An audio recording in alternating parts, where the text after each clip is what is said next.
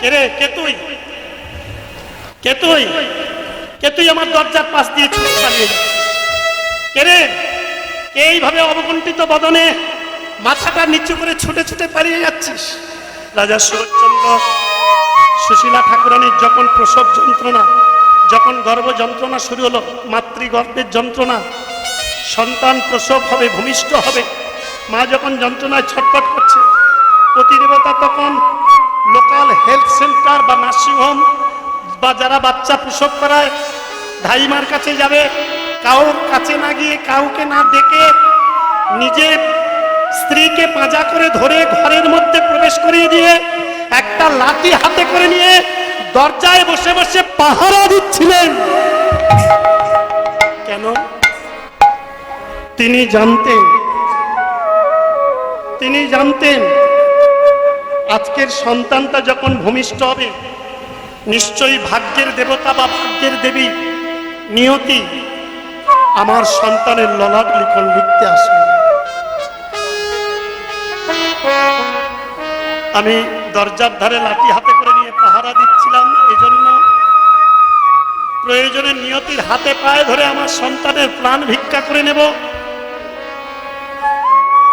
কারণ শিব পূজা করে, হরিচরণ সেবা করে, রাজত্ব, ঐশ্বর্য, সিংহাসন সবকিছু ত্যাগ করে, পূর্বপুরুষের প্রতিষ্ঠিত মন্দির, 3 ঠাকুর ঠাকুরানীকে ত্যাগ করে রাজা শরৎচন্দ্র দুটো চোখের জলে ভাসতে ভাসতে, প্রজার কল্যাণ চিন্তা করে, প্রজার মঙ্গল কামনা করে, ঐশ্বর্য সিংহাসন ত্যাগ করে অরণ্যবাসী হয়েছিল। অরণ্যের বৃক্ষের শাখা প্রশাখা দিয়ে ছোট্ট একটা কুটির, বৃক্ষপত্রাদি দিয়ে সুন্দর করে কুটিরটাকে ছেয়েছিল। সেই কুটিরে বাস করত, সেই কুটিরে মধ্যে স্ত্রী সুশীলা ঠাকুরানীকে প্রবেশ করিয়ে নিয়ে নিজে লাঠি হাতে করে নিয়ে পাহারা দিচ্ছিলেন। কিন্তু যখন রাত্রি দ্বিতীয় প্রহর হলো, পাহারা দিতে দিতে রাজা শরৎচন্দ্র ঘুমিয়ে পড়েছিল। ঠিক সেই সময়ে রাত্রি দ্বিতীয় প্রহরে মা আমার সন্তানটাকে ভূমিষ্ঠ করে, অর্থাৎ গর্ভ থেকে ধারণের রূপে পৃথিবী বক্ষে রেখে ক্ষণিকের জন্য মা অচৈতন্য হয়েছিল।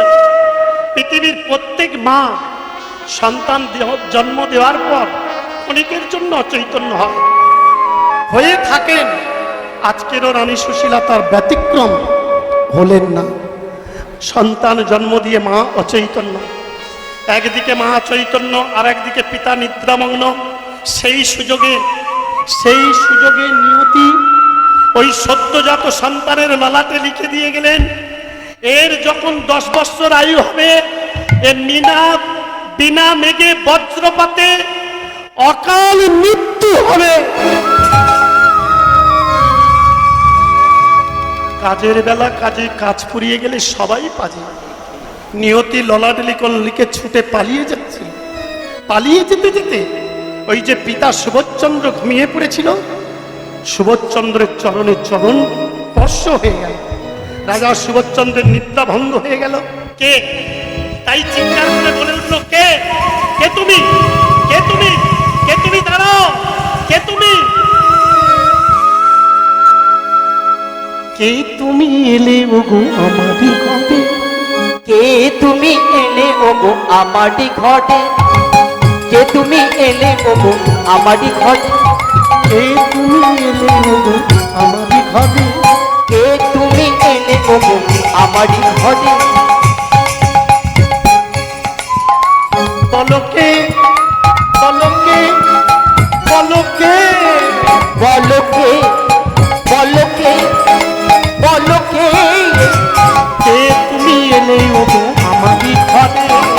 কে তুমি এলে ওগো আমারই ঘটে? আমি নিয়তি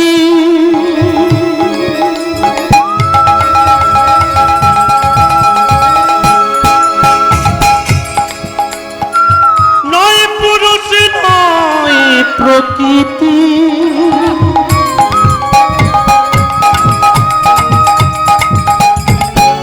তাই আমার না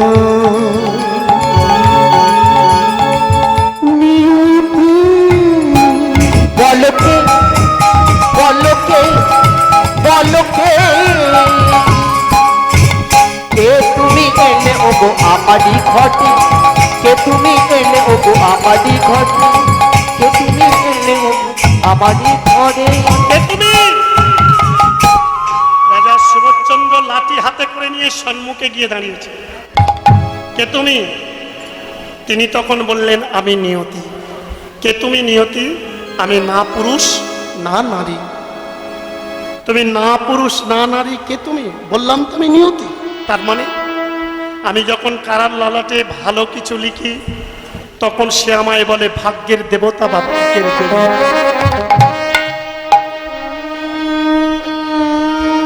আমি যখন কারোর ললাটে খারাপ বা মন্দ কিছু লিখি সে তখন আমায় বলে ভাগ্যের দেবতা বা ভাগ্যের দেবী। আমি যখন কারোর ললাটে খারাপ কিছু লিখি সে তখন আমার দিকে কুদৃষ্টিতে তাকিয়ে বাম হস্ত উত্তোলন করে কোড়ে আঙুল দেখিয়ে বলে কুচক্রী নিয়তি। তুমি তাহলে আমার সদ্যজাত সন্তানের ললাটে কি লিখেছ? বলো নিয়তি, বলো তুমি আমার সন্তানের ললাটে কি লিখেছ? বলো নিয়তি, আমি তোমার কাছে হাত জোড় করে আমি তোমার দুটো চরণ ধরে বলছি, বলো বলো নিয়তি, তুমি আমার সন্তানের ললাটে কি লিখে দিয়েছ? সে বলল হবে না। রাজা সুবোধচন্দ্র বললেন, দেখো আমি রাজাধিরাজ সুবোধচন্দ্র, বলতে তোমাকে হবেই। বলো নিয়তি, আমার সন্তানের ললাটে কি লিখে দিয়েছ?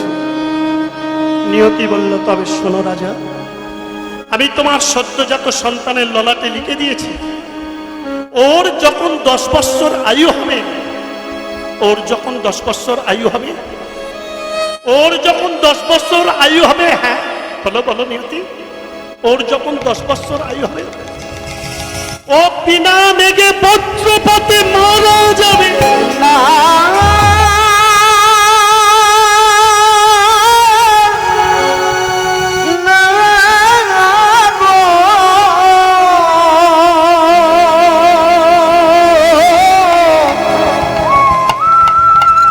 তুমি এমন কথা বলো না,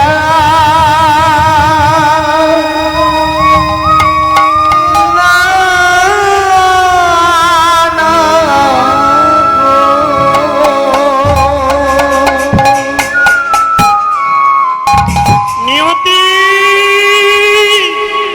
কোনি পাপি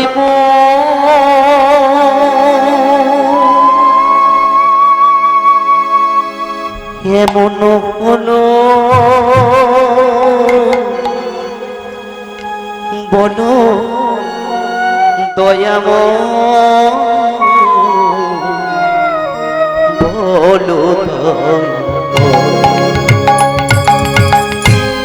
কোনি পাপি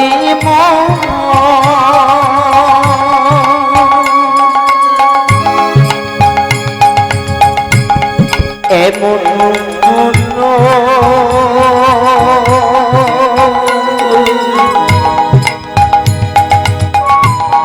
বলো দয়া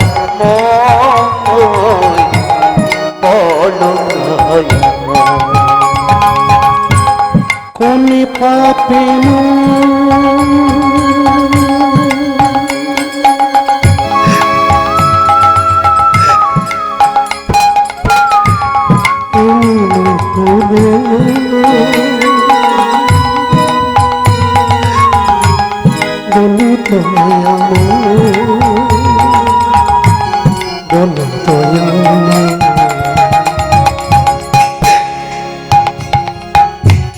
জীবনাম মোমের পাখি উড়ে হল ছাই জীবনাম মোমের পাখি উড়ে হল কেঁদে কেঁদে বলবো প্রভু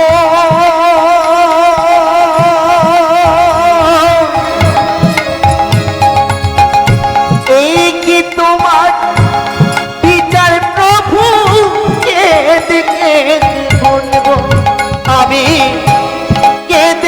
কেঁদে বলবো প্রভু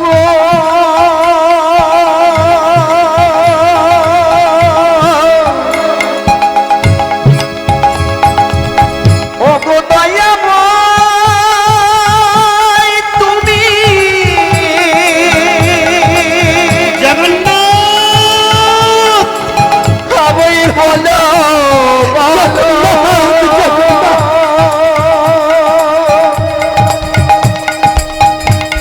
বলো বলো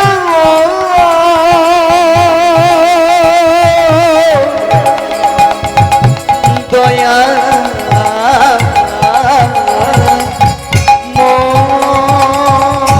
জগন্নাথ জগন্নাথ জগন্নাথ বলিতে বলিতে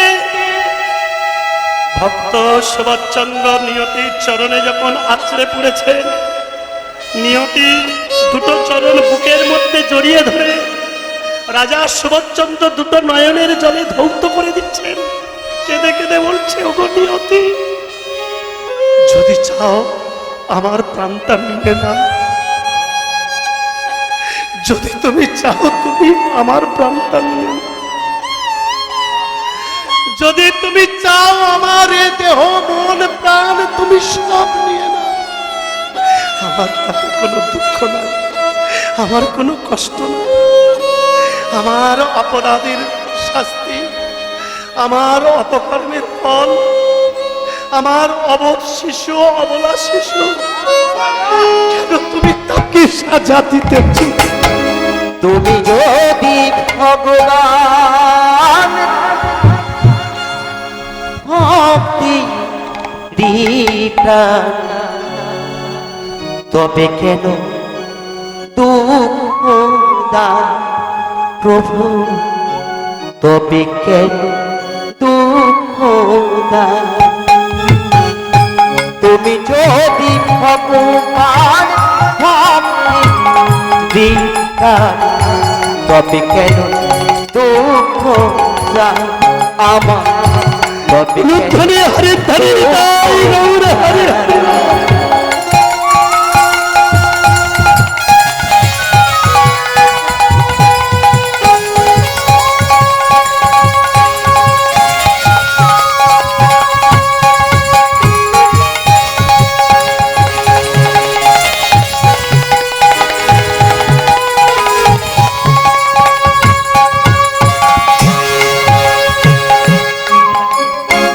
তুমি যে কামনা প্রভু, তুমি যে কামনা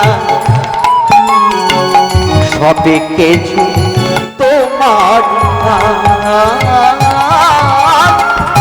তুমি যে কামনা, তুমি যে কামনা সবে কিছু তোমার নাম প্রভু, সবে কিছু তোমার নাম। তুমি যদি ভগবান ভক্তি দেবতা জগন্নাথ জগন্নাথ জগন্নাথ, তবে কেন দুঃখ না? হে গোবিন্দ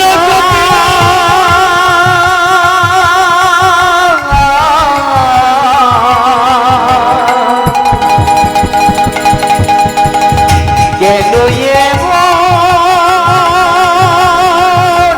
ওঠে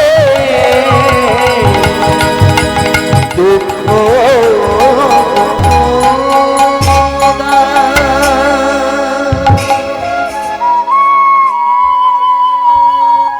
ওই দেখুন ভক্তমণ্ডলীগণ, রাজা সুবোধচন্দ্র যখন নিয়তির দুটো চরণ জড়িয়ে ধরেছে, শত অনুন্নয় বিনয় করছে, দুটো চোখের জলে যখন চরণ ধৌত করে দিচ্ছে, নিয়তি বলছেন, শোনো রাজা সুবোধচন্দ্র, কর্ম করে নরগণ, কর্ম করে নরগণ। শোনো রাজা সুবোধচন্দ্র, কর্মের ফল দান করে একমাত্র শ্রীহরি সনাতন। তুমি তোমার কৃতকর্মের ফল ভোগ করো, তুমি গোবিন্দ চরণে অপরাধী, তোমার স্ত্রী অপরাধী। এ জন্মে তোমার স্ত্রী বড় ভক্তিমতী, পূর্ব জন্মেও তোমার স্ত্রী ছিল বড় ভক্তিমতী, কিন্তু একদিন গোবিন্দ গোপীনাথ 80 বৎসর বয়সের বৃদ্ধের রূপ ধারণ করে তোমাদের দরজায় এক মুঠো ভিক্ষার দ্বারে এসেছিল। সেদিন তোমরা তাকে দূর দূর করে তাড়িয়ে দিয়েছিলে। শত অনুনয় বিনয় করার পর তোমরা বলেছিলে ভিক্ষা আমরা দিতে পারি, তবে এখন নয়। এখন আমি মন্দিরে পুজো করছি, ভগবানকে ভোগ নিবেদন করার পর গোবিন্দকে আচমন করিয়ে গোবিন্দের ভোগ ভিত্ত প্রজাপাঠকগণকে আমি দেব। তারপর দ্বিপ্রহরের মধ্যাহ্নকালীনের অন্ন পাব, বিশ্রামাগারে আমি বিশ্রাম করব। ঘুম থেকে উঠে বেলা শেষে এক মুঠো তোমায় ভিক্ষা দেব। সেদিন চক্রধারী গোবিন্দ গোপীনাথ তোমাদের হাতে ভিক্ষা নেবে বলে, ওই এক মুঠো ভিক্ষা নেবে বলে বেলা শেষ পর্যন্ত দরজার ধারে গণনার ভান করি হনুমান, গণনারী ভাঙ করি ভগবান, গণনার ভান করি হনুমান, গণনারী ভাঙ করি ভগবান, ভূমিতে অঙ্ক আঁকিল, ভূমিতি অঙ্ক আঁকিল, গণনার ভান করি ভগবান, গণনারী ভাঙ করি ভগবান, ভূমিতে অঙ্ক আঁকিল। ভূমিতি অঙ্ক আঁকিল, আগো 1 2 3 করে গণনা পদ্ম আসনে বসিল, 1 2 3 কর গণনায় পদ্ম আসনে বসিল, আগো 1 2 3 করে গণনা পদ্ম আসনে বসিল। 1 2 3 কর গণনায় পদ্ম আসনে বসিল, রহিবারে প্রভু গণনার ভান, রহিবারে প্রভু গণনারে ভাঙ, রহিবারে প্রভু গণনার ভান, রহিবারে প্রভু গণনারে ভাঙ, মনে মনে তার যত ছলনা, রহিবারে তার গণনার ভান। মনে মনে তার যত চলনা, রহিবারে প্রভু গণনারে ভাঙ, 1 2 3 করে গণনা পদ্ম আসনে বসিল। 1 2 3 করে গণনা পদ্ম আসনে বসিল, একবার কৃষ্ণ কৃষ্ণ কৃষ্ণ বলো, কৃষ্ণ কৃষ্ণ কৃষ্ণ বলো, একবার কৃষ্ণ কৃষ্ণ কৃষ্ণ বলো, কৃষ্ণ কৃষ্ণ কৃষ্ণ বলো, বলিতে বলিতে ব্রজে চলো, কৃষ্ণ কৃষ্ণ কৃষ্ণ বলো। বলিতে বলিতে ব্রজে চলো, কৃষ্ণ কৃষ্ণ কৃষ্ণ বলো, 1 2 3 করে গণনা পদ্ম আসনে বসিল। 1 2 3 করে গণনা পদ্ম আসনে বসিল। বলো রাধা রানী কি। চক্রধারী ভগবান সেদিন ভিক্ষা নেবে বলে গণনার ভান করে ভূমিতে অঙ্ক আঁকিতে আঁকিতে পদ্মাসনে বসেছিল। রাজরানী বলে কথা, সেদিন ঘুম থেকে উঠে বেলা শেষে হস্তমুখ ধৌত করবেন বলেন একজন দাসীকে ডেকে যখন জলের পাত্র নিয়ে দক্ষিণ দরজাটা অর্থাৎ সদর দরজাটা গিয়ে খুলেছেন, সঙ্গে সঙ্গে সেদিন চক্রধারী ভগবান হাত পেতে বলছেন, মা আমায় দুটো খেতে দে, বড় ক্ষুধা লেগেছে। ছি ছি ছি ছি ছি ছি ছি। মণ্ডলীগণ, লক্ষ্য করুন, ভগবান কৃষ্ণচন্দ্র যখন গোকুল ত্যাগ করে মথুরাতে যাত্রা করেছিল, শ্রীরাম সুদাম দাম বসুদাম সুবালাদি সখাগণ কেউ রথের দক্ষিণ চাকা, কেউ রথের বাম চাকা টেনে ধরেছিল, কেউ কেউ রথের সম্মুখে দণ্ডায়মান সাষ্টাঙ্গে শয়ন করেছিল। কাল যখন মাসির বাড়ি ছেড়ে রথে উঠবেন, আপনারা পারবেন না রথের বাম চাকা দক্ষিণ চাকা টেনে ধরতে, আপনারা পারবেন না রথের সম্মুখে সাষ্টাঙ্গে শয়ন করতে, আপনারা পারবেন না আপনাদের দুটো চোখের জলে চলার পথকে কর্দম করে দিতে, পিছিল করে দিতে, যাতে করে জগতের নাথ জগবন্ধু জগন্নাথ আমাদের ছেড়ে না যেতে পারে। বলো জয় জগন্নাথ স্বামী কি, জয় বলভদ্র জিউ কি। ভক্তমণ্ডলীগণ, খুব ভালো করে লক্ষ্য করুন, মন দিয়ে শ্রবণ করুন। চক্রধারী ভগবান তাকে যখন দূর দূর করে তাড়িয়ে দেবেন, শেষ পর্যন্ত ভগবান হয়ে হাত জোড় করে বলছে, মা বড় ক্ষুধা পেয়েছে, আমায় দুটো খেতে দে। আমি তোর দুটো পা মানে পায়ে ধরেছি বলতে যাবে। রাজরানী সেদিন চিন্তা করেছিল, হাজার হলেও বৃদ্ধ, পিতৃতুল্য, পিতৃস্বরূপ, হয়তো কোনো অপরাধ হয়ে যাবে। একজন রাজভৃত্যকে ডেকে বলল, মা কে আছিস, এই বুড়োটাকে নিয়ে গিয়ে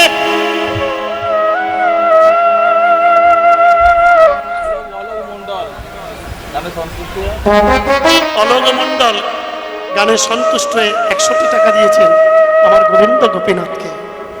লক্ষ্য করুন মা, খুব মন দিয়ে শুনবেন এই জায়গাটা, খুব মন দিয়ে শুনবেন। এ কে আছিস? এই কুড়োটাকে নিয়ে গিয়ে রান্নাঘরের পিছনে একটা কলা পাতাতে করে এক মুঠোই অন্ন ফেলে দে। চোখ করলেন, চমকলেন চক্রধারী ভগবান। রাজরানী, এত তোর দম্ভ, এতই তোর অহংকার, আমি বুড়ো মানুষ, বৃদ্ধ মানুষ, তুই আমাকে রান্নাঘরে খেতে দিবি? দে, তাতে আমার কোনো দুঃখ নাই। তুই আমাকে রান্নাঘরে, যেখানে সবাই পাতের এঁটো কাটা উচ্ছিষ্ট ফেলে, সেই এঁটো ফেলা উচ্ছিষ্ট ফেলা, এঁটো ফেলা স্থানে উচ্ছিষ্ট ফেলা স্থানে আমাকে খেতে দিবি? দে, আমি খাবো। আমি তোর হাতে এক মুঠো ভিক্ষা নেব, তোর হাতে এক মুঠো ভিক্ষা না নিলে আমি তোকে যে চিনতে পারবো না। যষ্টির উপর ভর করি গোবিন্দ গোপীনাথ, হাত করে কাঁপিতে কাঁপিতে উপনীত হইলে উচ্ছিষ্ট ফেলা।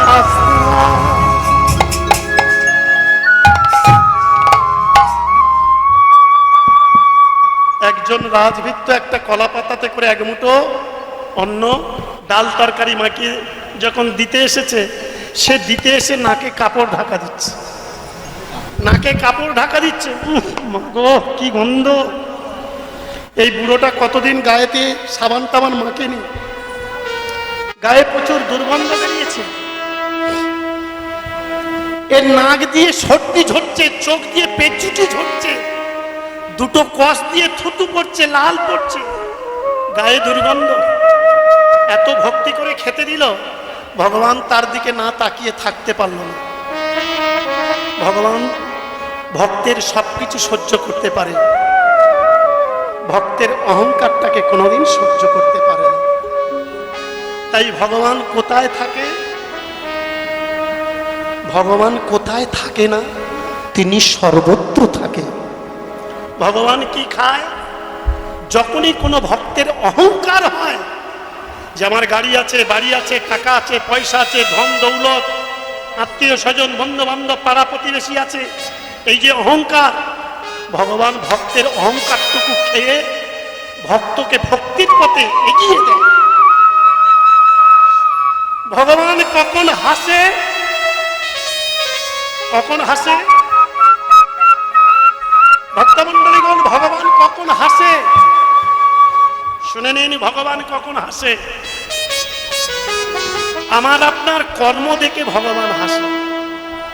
একই মায়ের পেটে 4 ভাই, বাবার আছে 2 বিঘা জমি, একটা 6 শতকের বাস্তু। বাবা যখন পরলোকে চলে গেছে, মা তো বুড়ি হয়ে গেছে, অন্ধ হয়ে গেছে, কালা হয়ে গেছে, শুনতে পায় না, অথব্য হয়েছে, হাঁটতে পারে না। নেই, একটু আমরা ভাগ করে নিয়ে, এই নে দড়ি ধর,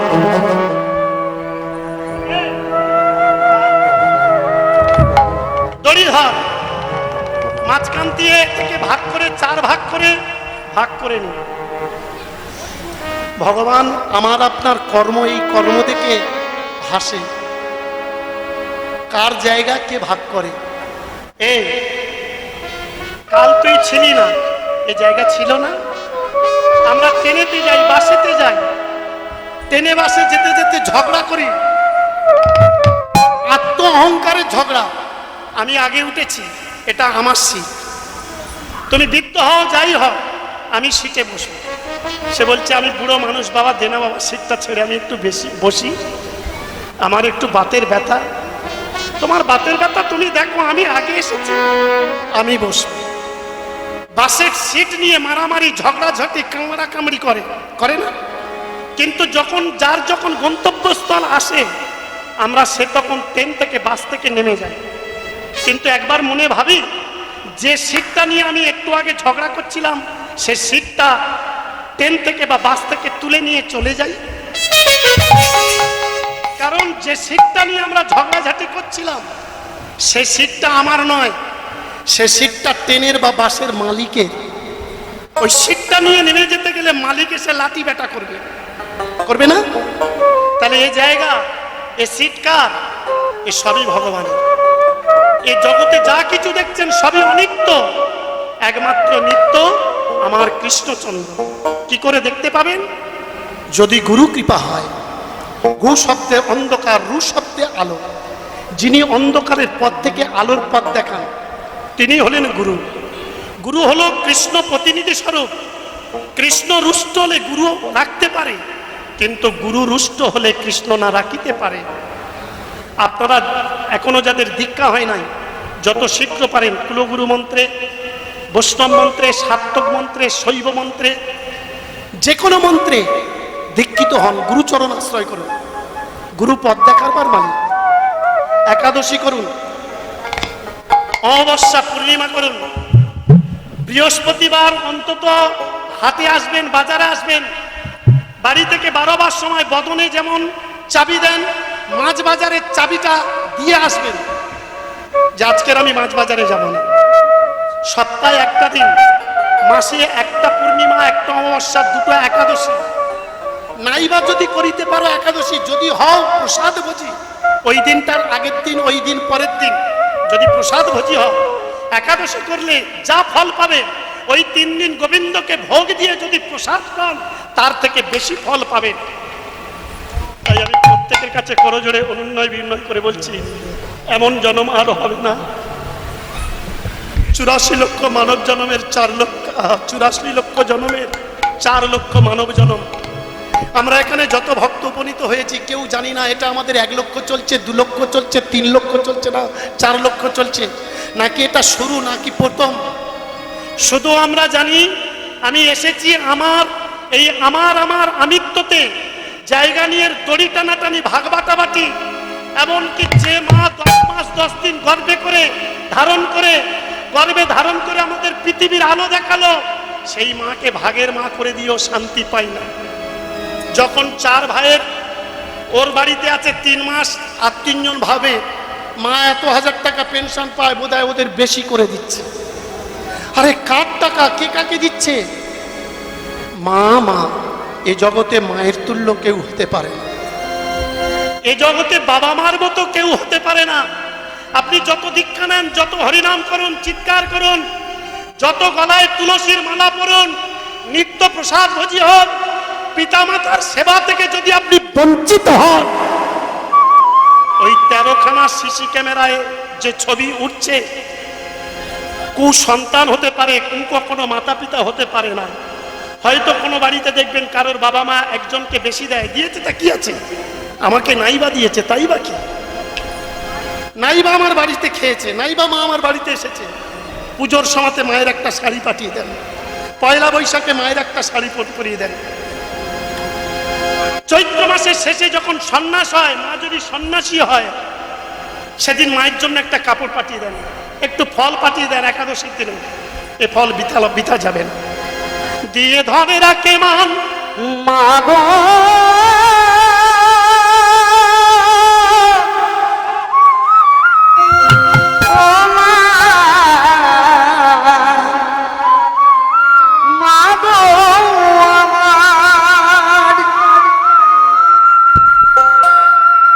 মাগো তুমি ছাড়াই গো এই জগৎ,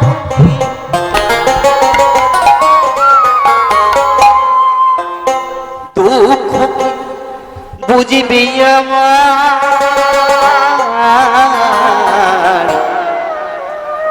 গরিব উদ্ধারিণী মায়া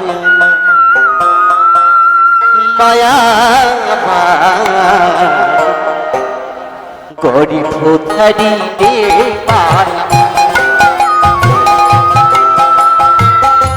তুমি ছাড়া এই জগৎ,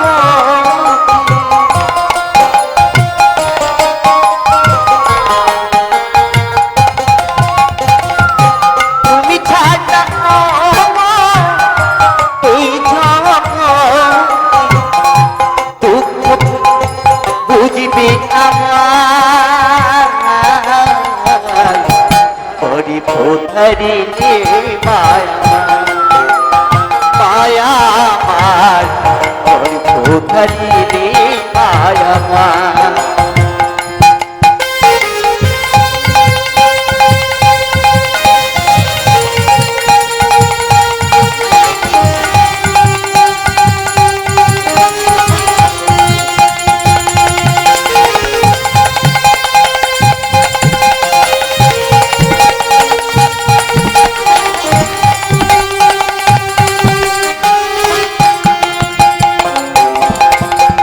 দশ মাস 10 দিন পরীক্ষেতে ধরে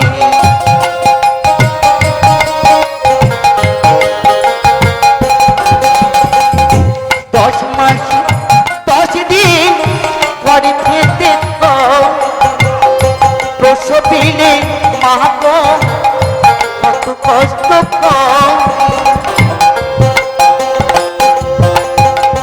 তোমারি দয়াতে এলামে ধরাতে তোমারি দয়াতে এলামে ধরাতে তুমি যে কত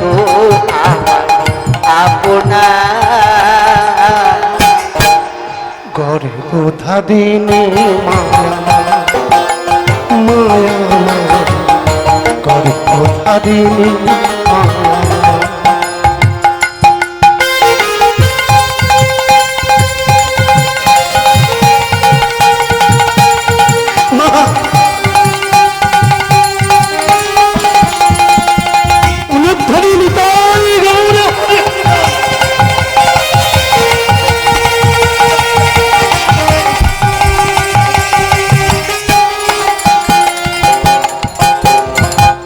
চোখ মেলে দেখি মাগো তুমি নাই পাখি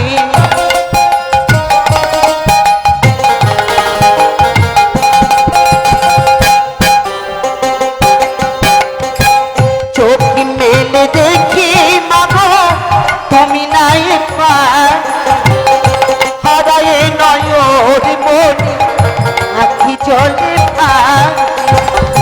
তার কাছে থাকি কি নিয়ে বাঁচি তার কাছে থাকি কি নিয়ে বাঁচি কে মোছাবে আঁখে জল বেদনা গরিব ধরিলে মায়া মায়া মার গরিব হরে হরে হরে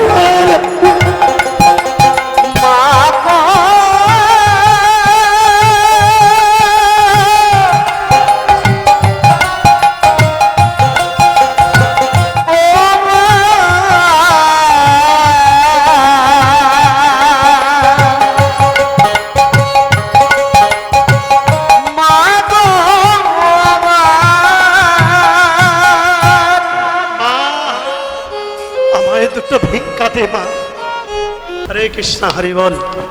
লক্ষ্য করুন ভক্তমণ্ডলীগণ, বস বাবা, সে দেখুন ভক্তমণ্ডলীগণ, সেদিন রাজরানী ওই ছদ্মবেশী বুড়ো ভিকারির আঁচলে ভোজন দক্ষিণাস্বরূপ খোসা সমেত একটা গোটা সুপারি দক্ষিণাস্বরূপ দিয়েছেন। গৃহেতে যোগী ব্রাহ্মণ বৈষ্ণব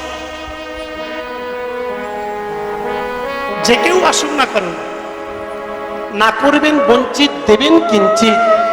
সেদিন ভোজন দক্ষিণা স্বরূপ রাজরানী একটা খোসা সমেত গোটা সুপারি ওই যোগী ছদ্মবেশী ভিখারির আঁচলে দিয়েছিল। ভগবান পথ চলতে চলতে মনে ভাবলো, দেখি আমার ভক্ত আমার আঁচলে কি দিয়েছেন। আঁচলটা খুলে দেখেন একটা খোসা সমেত গোটা সুপারি। বাহ, আমি আমার ভক্তকে ভুল বুঝেছিলাম, ভক্ত আমাকে নিশ্চিত চিনতে পেরেছেন। তাই তো মুখ শুদ্ধির জন্য আমরা কেউ কিছু অন্ন পাওয়ার পরে কেউ একটু হরিতুকি, কেউ একটু সুপারি, কেউ একটু এলাচ বা লবঙ্গ বা একটু তাম্বুল বা জোয়ান বদলিতে দিই না। এই সুপারিটা দিয়ে আমি মুখশুদ্ধি করবো। গোবিন্দ এমন ভাবিতে ভাবিতে পথ চলতে চলতে ওই খোসা সমেত সুপারিটা যেই না ছাড়িয়েছে, দেখছেন ওই সুপারির মধ্যে কোনো শস্য নেই, শস্যহীন একটা ভুয়ো সুপারি রাজরানী দান করেছে। দানে মা তোর দান ভালো নয়, গানে ভালো নয়, ফলে মা তোর খন্ডানো কি কলা ফলে যায়।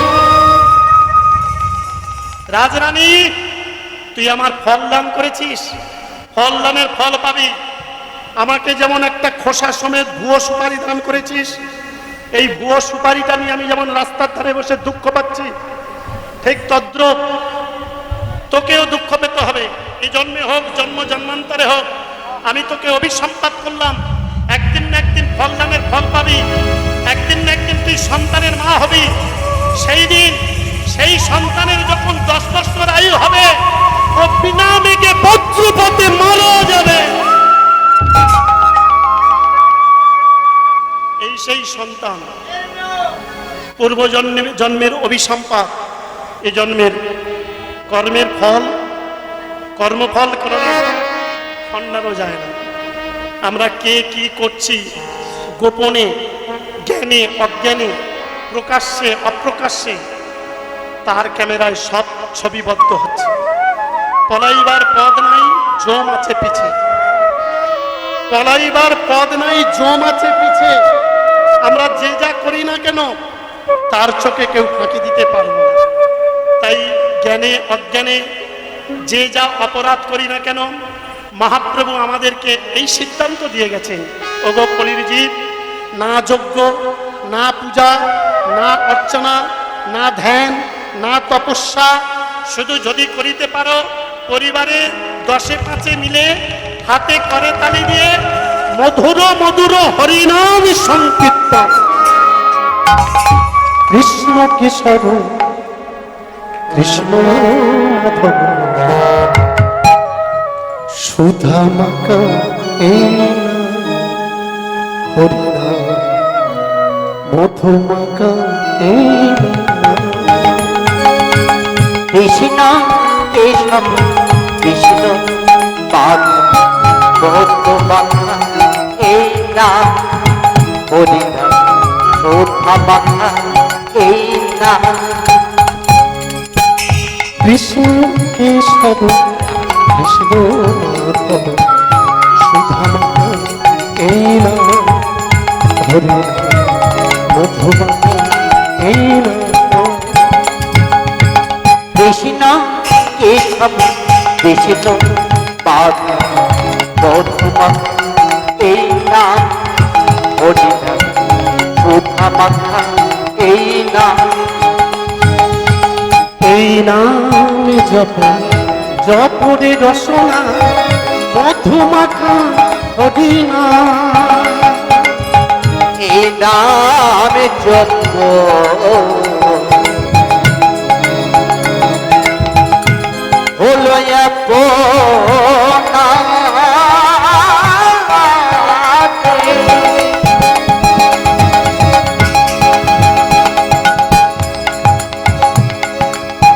ঘুচে যাবে তৃষ্ণা,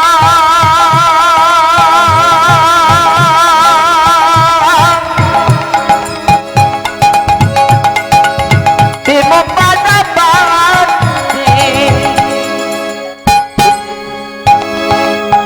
এই নাম জপ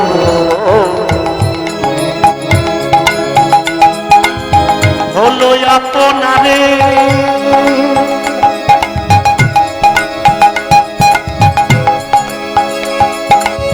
ঘুচে যাবে তৃষা,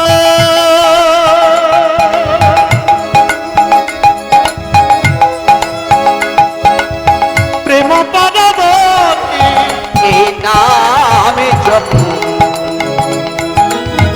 হলো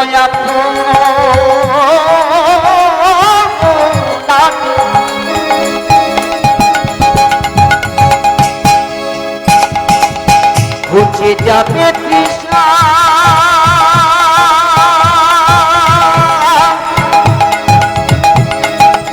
প্রেম পাদাবতী জপদে জপদে। ভক্তমণ্ডলীগণ, জপরে জপরে জপরে রসনা তোমরা জপনে জপনে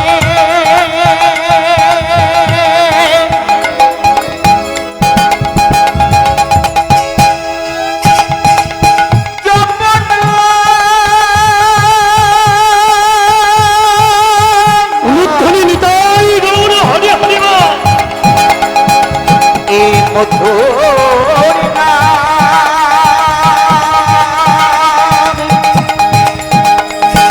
জপ জপ অবিরাম জপনে জপনে জপনে রসনা মধুমন এই নাম সোধা মাখা এই নাম কৃষ্ণ নাম মধুমন এই নাম কৃষ্ণ কেশব কৃষ্ণ মাধব মধুমন এই নাম হরি সোধা মাখা এই নাম হরি মধুমন এই নাম হরি সোধা মাখা এই নাম চললাম, তাই নিয়তি বললাম, নিয়তি বললেন সুবোধচন্দ্র আমি চললাম, তুমি তোমার পূর্বজন্মে কর্মের ফল ভোগ করো, আমি চললাম। ধাক্কা দিয়ে আচার দিয়ে ফেলে নিয়তি চলে গেল। কাঁদিতে কাঁদিতে রাজা সুবোধচন্দ্র ফিরেছেন, ফিরে এসে কুটিরের দরজায় দেখছে, দেখে অবাক হয়ে গেলেন। মায়ের তখন চৈতন্য ফিরেছেন, জ্ঞান ফিরেছেন। ছেলেটাকে কোলে করে নিয়ে বুকে জড়িয়ে ধরে একবার এ বদনে আর একবার ও বদনে, একবার ললাটে, একবার বক্ষে সর্বাঙ্গেতে চুম্বন দিতেছে। দূর থেকে দাঁড়িয়ে দাঁড়িয়ে দেখছে, করে তালি দিচ্ছেন আর হাসছে। বাহ, হায় রে বিধি, নিষ্ঠুর বিধাতা, বলিহারি তোমার পরিহাসের খেলা। যে ছেলেটার ললাটে কিছুক্ষণ পূর্বে নিয়তি লিখে দিয়ে গেছে, এর যখন 10 বছর আয়ু হবে, এ বিনামেকে বজ্রপাতে মারা যাবে, সেই ছেলেটার মা না জেনে না শুনে অজ্ঞানতার অন্ধকারে ছেলেটাকে বুকে জড়িয়ে ধরে হাসতে হাসতে বলছে, বাবা বাবা একবার তুই আমাকে মা বলে ডাক। জাদু বাবা একবার তুই আমার মা বলে ডাক। একবার নাচত, একবার নাচত, একবার নাচত, একবার নাচত, নাচত নন্দলালা। একবারে নাচত, একবারে নাচত, একবারে নাচত, একবারে নাচত, নাচত নন্দলালা। একবার নাচত, একবার নাচত, নাচত নন্দলালা। একবারে নাচত, একবার নাচত, একবারে নাচত নন্দলালা। ধন্য ধন্য সুশীলা, ধন্য ধন্য। স্বামী এতক্ষণ তুমি কোথায় ছিলে? এই দেখো স্বামী, আমি সন্তানের মা হয়েছি। আজ থেকে আমাদের কেউ আটকুড়া রাজারানী বলে ঘৃণায় ধিক্কায় মুখ ফিরিয়ে নেবে না। আজ থেকে কেউ আমাদের আটকুড়া রাজারানী বলে আমাদের ছায়া পদদলিত করার পর গঙ্গায় স্নান করে দেহ মনের পাপের প্রায়শ্চিত্ত করবে না। আজ থেকে কেউ আমাদের স্পর্শ করার পর পুকুর ঘাটে গিয়ে স্নান করে সর্বাঙ্গ শুদ্ধ করবে না। এই দেখো স্বামী, আমি সন্তানের মা হয়েছি, তুমি সন্তানের বাবা হয়েছো স্বামী। সুশীলা, সেই আনন্দে থাকো, সেই আনন্দেতে থাকো। কেন আমি একা আনন্দিত, তুমি আনন্দিত নও? তোমার কি আনন্দ হয় না? তোমার কি আনন্দ হয় না? আমি সন্তানের মা হয়েছি, তুমি সন্তানের পিতা হয়েছো, তোমার কি আনন্দ হয় না? সুশীলা, কে বা তুমি, কে বা আমি, কে বা আপনে হরি বল। ভক্তমন্ডলীগণ, কাকে নিয়ে আনন্দ করবেন? কে কার ছেলে, কে কার মেয়ে, কে কার বাবা, কে কার মাতা? আমি বলি আমি ওর বাবা, ও আমার মেয়ে, ও আমার ছেলে, আমি ওর কাকা, আমি ওর দাদা, আমি ওর ভাই। এ তো বাস্তব জগতের দেয়া নাম। বাস্তব সংসারের রঙ্গমঞ্চের অভিনেতার এক একজনের কাছে এক এক রকম ভাবে অভিনয় করছে। স্ত্রীর কাছে আমি স্বামীর অভিনয় করছি, পিতামাতার কাছে আমি সন্তানের অভিনয় করছি, আমার মেয়ে ছেলের কাছে পিতার অভিনয় করছি, আমার ভাইপোদের কাছে আমি কাকার অভিনয় করছি, পাড়ার ছেলেদের কাছে পাড়ার দাদা পাড়ার ভাইয়ের অভিনয় করছি, কীর্তন জগতে কীর্তনিয়ার অভিনয় করছি।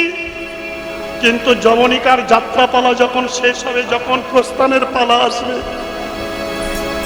অভিনয় যখন শেষ, কনসার্টটা যখন বাজিয়ে দেবে, কে কার ছেলে, কে কার বাবা, কে কার মা, কেউ কাউকে ধরে বেঁধে রাখতে পারবে না। স্বামী, হ্যাঁ সুশীলা, কে বা তুমি, কে বা আমি, কে বা আপনি শোনো সুশীলা, প্রতিটি পাবন গৌরী হরি সেই তো আপন। তাই গৌর হরিবল। কে বা আমি,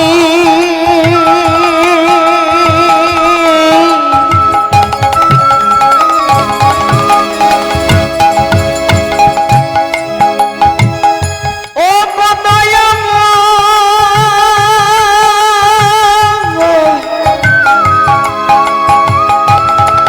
তুমি বলো বলো অনুধ্বনি নিতাই গৌর।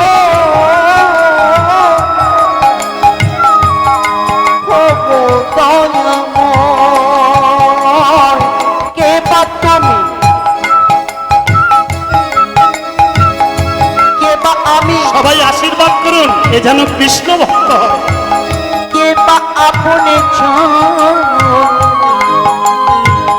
প্রতিটি পাব পূর্বটি সেই তো আপনে জন। এত আশা ভালো নয়, এত আশা,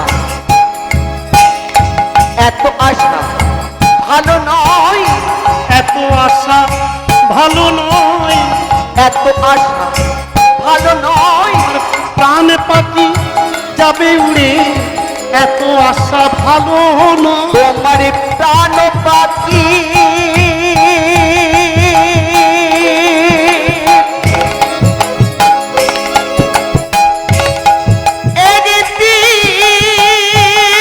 অনুধ্বনি নিতাই গৌর হরি হরিবল।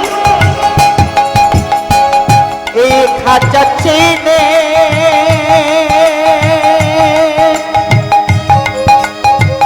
যাবে উড়ে প্রাণ পাখি যাবে উড়ে, এত আশা ভালো নয়, প্রাণ পাখিটা যাবে উড়ে, এত আশা ভালো নয়। এই তো ভবের খেলা, এই তো ভবের খেলা,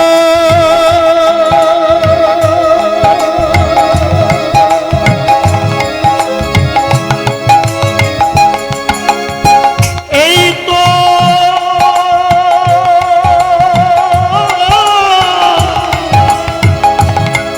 ভবের খেলা। স্বামী, স্বামী, রাত জেগে জেগে দরজার ধারে পাহারা দিয়ে দিয়ে নিশ্চয়ই তোমার মাথাটা খারাপ হয়ে গেছে। রাত জেগে জেগে দরজার ধারে বসে বসে পাহারা দিয়ে নিশ্চয়ই তোমার মাথাটা খারাপ হয়ে গেছে, নিশ্চয়ই তোমার মাথাটা খারাপ হয়ে গেছে। ঠিকই বলেছ সুশীলা, তুমি ঠিকই বলেছ। সত্য সত্য যদি আমার মাথাটা খারাপ হয়ে যেত, আমি যদি পাগল হয়ে যেতাম, তবু এ যাত্রায় আমি বেঁচে যেতাম। রাস্তায় রাস্তায় ঘুরে বেড়াতাম, লোকে কৃপা করে একটা পয়সা দিত, একটু রুটি একটু জল দিত, কেউ বা খেতে খেতে দুটো অন্ন দিত, সেটুকু খেয়ে অন্তত আমি হরি নাম করতে পারতাম। দুঃখ যার থাকে, দুঃখ যার থাকে, ভগবান তার কাছে থাকে। কেন? দুঃখ যার থাকে ভগবানকে সেই ডাকে। কুন্তির কাছে দুঃখ ছিল বলে কুন্তি ভগবানকে ডাকত। আমরা অনেকে মনে করি আমার কোনো দাদা নেই, কোনো ভাই নাই, তাই আমি কত অসহায়, কেউ আমার দিকে ভালো করে তাকায় না, তাই আমি ভালো করে বাঁচতে পারি না, ভালো করে থাকতে পারি না। দাদা থাকলে, ভাই থাকলে যদি ভালো খেতাম, ভালো থাকতাম, তাহলে তো ধৃতরাষ্ট্রের পুত্র দুর্যোধনের 100 ভাই ছিল। ধৃতরাষ্ট্রের পুত্র দুর্যোধনের 100 ভাই ছিল, কুরুক্ষেত্রের যুদ্ধে তার কি জয় হয়েছিল? যার কাছে গুরু দ্রোণাচার্য, কৃপাচার্য, পিতামহী ভীষ্মদেব ছিল, ধন দৌলত টাকা পয়সা ছিল,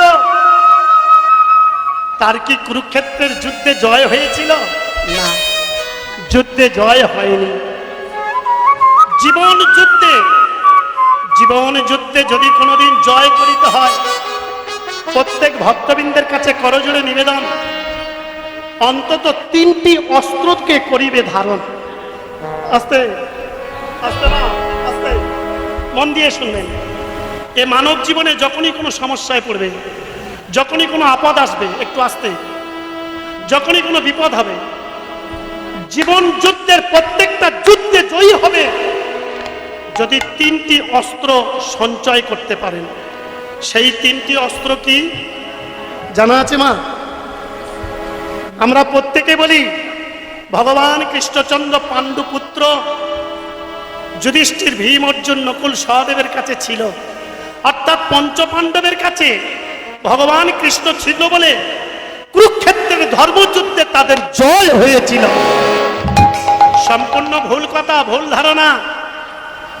শুধু কৃষ্ণ ছিল বলে যে তারা যুদ্ধে জয়ী হয়েছিল তা নয়। ধর্মপুত্র যুধিষ্ঠিরের কাছে 3টি বড় অস্ত্র ছিল। সেই 3টি অস্ত্র কি?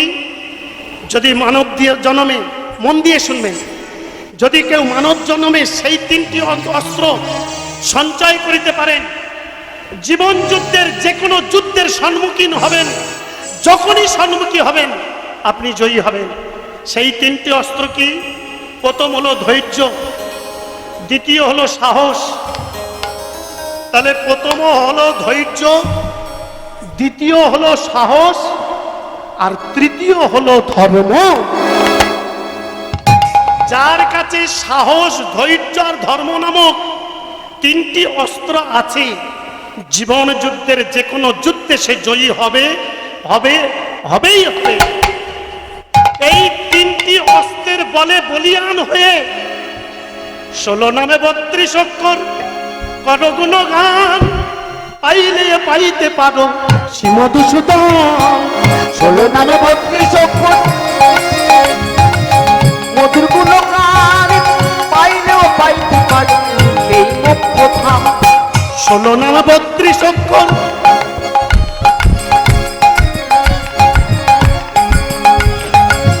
16 নামে 32 অক্ষর কর গুণগান।